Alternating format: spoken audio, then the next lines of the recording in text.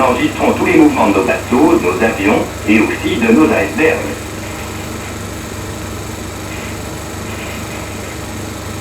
Les nouvelles concernant les icebergs sont transmises 2 fois par jour. N'importe qui peut les écouter. Beaucoup de gens font du reste. C'est un moment de la journée où il n'y a presque pas de programmes commerciaux. Le travail de la patrouille ne se limite pas uniquement à la surveillance des routes fréquentées par les bateaux. Une partie du travail consiste à surveiller des points situés plus au nord. Nous devons savoir aussi ce qui se passe là-bas. Un grand nombre d'icebergs, se trouvant le long de la côte du Labrador, descendent lentement vers le sud. En les surveillant constamment, en évaluant la vitesse à laquelle ils fondent et celle à laquelle ils dérivent, nous pouvons prévoir approximativement combien d'entre eux sont susceptibles de se trouver sur la route des paquebots, à 1000 milles plus au sud. Il y en a parfois même qui parviennent à descendre jusqu'aux Bermudes ou aux Açores. La patrouille aérienne les recherche du nord au sud avec une visibilité de 10 000 de chaque côté. Elle peut scruter près de 25 000 milles carrés par jour. Ce jour-là, au mois de mai, nous nous trouvions aussi dans le nord. Aucun iceberg n'avait encore été signalé détecté ni du côté de la route des paquebots, ni plus au sud. La prévision météorologique fait aussi partie de notre travail.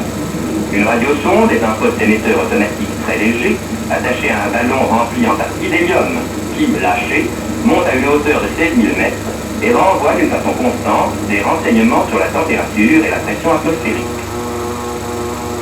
Après avoir reçu ces renseignements, nous les envoyons à Washington où ils sont assemblés, imprimés sur des cartes météorologiques qui sont mises à la disposition du public. Un bateau thermographe a à peu près les mêmes fonctions que la radiosonde, mais sous l'eau. Nous le jetons à la mer pendant le voyage. Les renseignements recueillis n'ont aucun rapport avec les prévisions météorologiques, mais servent bien dans la prédiction des mouvements des icebergs, car ceux-ci sont poussés par les courants et non par les vents. Le bateau thermographe, que nous avons surnommé le BT, nous aide à découvrir l'intensité de ces courants. Quelquefois, un mouvement dans la couche sous-marine change la direction des icebergs. Un dispositif spécial à l'intérieur du BT, qui est équipé d'une aiguille, enregistre continuellement la température et la profondeur. Une rayure sur un morceau de verre fumé nous les indique. Après nous avoir dépassé ce jour-là, par latitude nord 55, le commandant Henthorne pilotait l'avion patrouilleur suivant un plan prévu d'avance. Bien souvent, le coup d'œil est assez monotone, un Terre-Neuvien ou 2, mais on ne sait jamais à quoi s'en tire. Se trouver dans l'inattendu fait partie aussi de notre mission internationale.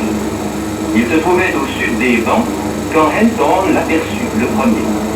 Énorme, fonçant en avant, un iceberg qui avait dû se glisser à travers le brouillard inaperçu, non signalé. Ça devenait sérieux. Inutile de chercher à savoir comment il se trouvait là, le fait est qu'il est là.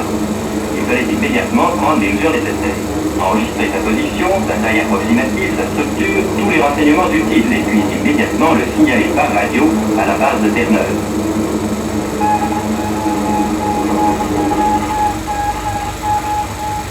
Le commandant Soulet savait que la situation était sérieuse.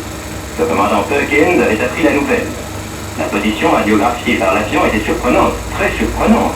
L'iceberg se trouvait en plein milieu de la route transatlantique C. 100 000 tonnes de glace, et si le brouillard allait s'épaissir. Il leur fallait à tout prix rentrer en contact avec nous. Nous étions toujours par latitude 55, près de Indian Tickle, au Labrador, sondant les courants avec le BT.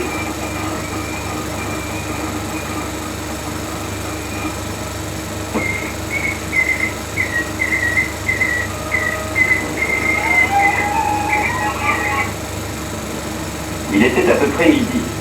Nous étions en bas au mess. On m'apporta une copie du message radiographié. Sur mer, tout nous laisse plutôt indifférents, excepté peut-être les scores de baseball. Après tout, nous avons l'habitude des icebergs. Mais maintenant, plus question de déjeuner. Du reste, il m'avait assuré qu'il ne laissait plus rien pour moi. Mon travail m'appelait sur la passerelle. Je savais que le patron m'y attendait.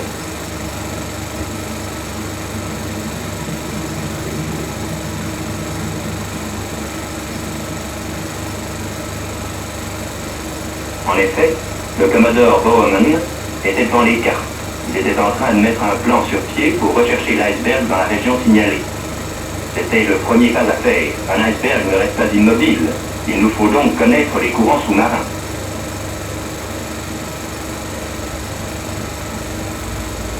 Sa seconde chose à faire était de donner l'alerte et d'aller à toute vitesse à la rencontre de l'iceberg qui se trouvait à 800 milles de là.